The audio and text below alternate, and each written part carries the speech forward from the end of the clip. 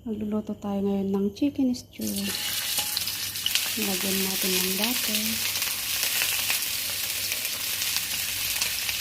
Ng ating chicken.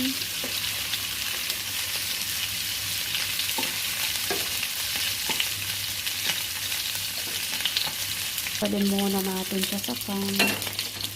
At yan na nga, igisa din natin ang ating onion. Ating pong potato. Ating carrots. Ang ating vegetable. Pakalagyan natin ng kaunting tomato paste. Lagyan na din natin ng tubig. Ayan, kumukulo. Ilagyan na natin ang ating chicken. Ayan, okay ng ating chicken stew. Ilagay na din natin ang ating celery.